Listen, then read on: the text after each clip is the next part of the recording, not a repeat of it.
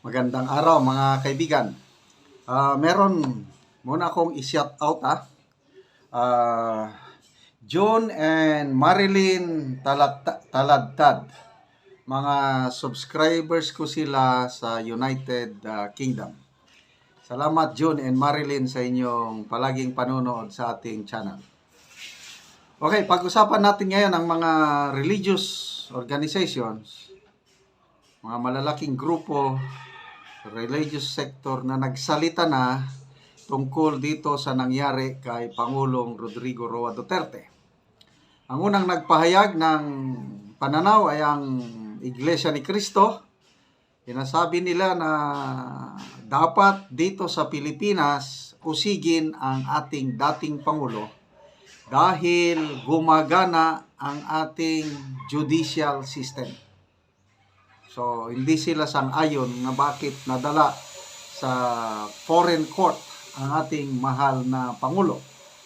Ito, may pangalawang grupo, malaking grupo. Mindanao Evangelical Leaders Council. Mga kwan ito, mga tawagin, mga Protestant, mga Baptist, mga born again, mga iba-ibang denominasyon, kaya ang tawag sa kanila evangelicals. So, mayroong inilabas na statement, pinirmahan ng kanilang presidente, si Bishop Genesis Udang, at saka chairman, si Bishop Tom Mascareñas. Okay. So, basahin ko, ito, yung post ni Bishop Genesis Udang, 18 hours ago. Sabi niya, "Don't just like it, but share this post if you agree with us. Let us inform the world of what is happening in our beloved country." O, kaya ako, blinag ko ito para malaman ng lahat.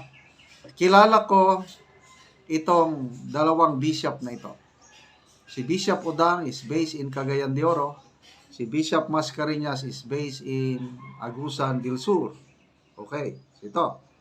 Mindanao Evangelical Leaders Council position statement on the arrest, detention, and expulsion of former President Rodrigo Duterte. We stand in unwavering solidarity against the injustice, oppression, and political persecution evident in the arrest, detention, and expulsion of former President Rodrigo Roa Duterte. We denounce these actions as a blatant violation of justice and due process. The Holy Scriptures call upon us to stand against injustice and uphold righteousness. As it is written, ayan, may mga verses sa Bible. Psalm 89 verse 14. Righteousness and justice are the foundation of your throne. Trono ng Diyos. Ang pundasyon is righteousness and justice. Amos 5:24. But let justice roll on like a river, righteousness like a never-failing stream. Isaiah 1:17. Learn to do right, seek justice, defend the oppressed, take up the fatherless cause, plead the widow's cause. Yan, tatlong verses ang sinay. It's all about defending the oppressed.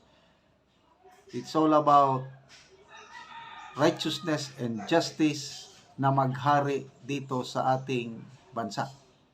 Okay, as shepherds of God's people, we cannot remain silent in the face of clear political bias, okay, and judicial manipulation.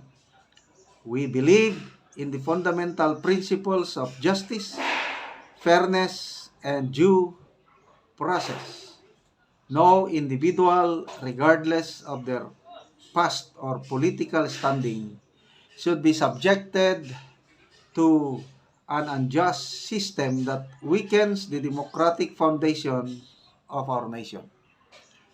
The use of legal institutions for political retribution contradicts the biblical mandate of impartial justice.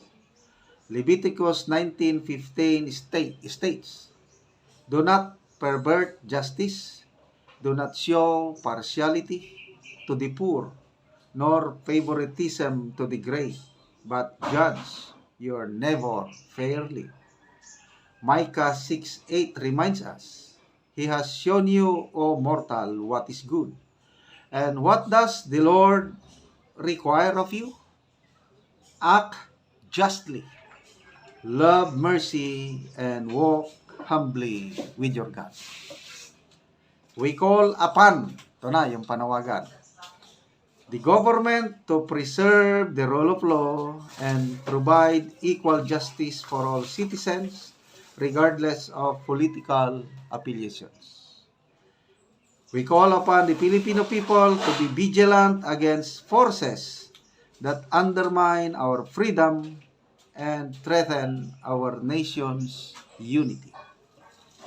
The church and Christian community to pray and speak out against all forms of oppression and injustice as commanded by God. We pray for our nation, for justice to prevail, and for wisdom to be upon us, to be upon our leaders. May we never tire of standing for truth, righteousness, and the freedom God granted us. For the Mindanao Evangelical Leaders Council Board and Community, signed, Bishop Genesis Udang, President, and Bishop Thomas Cariñas, Chairman. So, salamat po Bishop Udang and Bishop Mascareñas and the whole leaders community of Mindanao Evangelical Council for speaking up. Agree ako sa inyong statement, kaya ito ipinaabot ko sa taong bayan. Okay mga kaibigan, salamat sa inyong pagtangkilik sa ating channel. Nakakatulong kayo ng malaki sa Tribong Talandig dahil ang income natin sa channel ito ginagamit pantulong sa tribo. Sa ngayon, namimigay tayo ng libreng yero at pako para maayos ang sira-sirang bahay ng Talandig. Panoorin nyo ang video na ito. Karon mo na niyang natagaan o gero.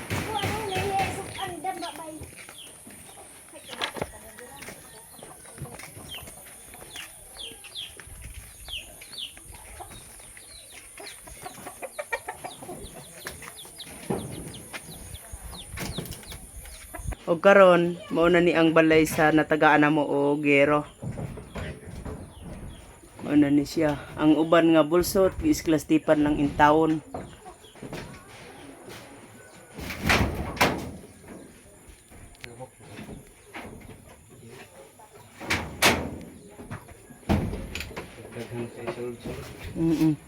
Pila na dai ni katuig nga inyong balay?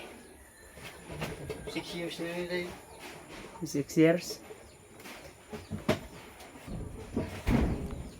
So karon unsa inyong maistorya nga abot ng inyong sen? Mawala na ni karon ang inyong atop nga bulsot na, makabalay na mo karon og bag-o. Unsa inyong maistorya? Unang-una, salamat sa Ginoo og ang nagtan-aw sa YouTube nga natagaan nami og sen og maayuhan na gini among balay nga buslot. Aron di na mo matuluan. Pila na dai ni katuig ang inyong balay? 6 years. 6 years na katuig. So dugay-dugay na. O mga dako na ang bulsot. Kung mag-ulan, asa man mo matulog? Di ra sa kuan, di ra sa kilid. Di Sa ra. ulan nagplanggana ang kuan. Oo, salod ng planggana. So gahapon kusog nga ulan, sumuuna niyang nasalod. Nga tubig, Awas na uban. ang awas ng uban. Lagi ba? So karon maayo naman ni kay natagaan naman mo gero lansang Paco Plincent. So maayo na ni karon ang inyong balay. Makaatop naman mo. Karon di na gini karon tuluan. Oo, sige. Salamat. Salamat po sa vlogger nga nagatag. Oo. Hopefully, Oo. magpadayon ang imong suporta para daghan pa kag matabangan. Pareha sa amo Hopefully nga po tulong nga kanang mayo imong panglawas permanente para daghan po maka dawat sa imong hinabang. Thank you. Oo, sige, salamat.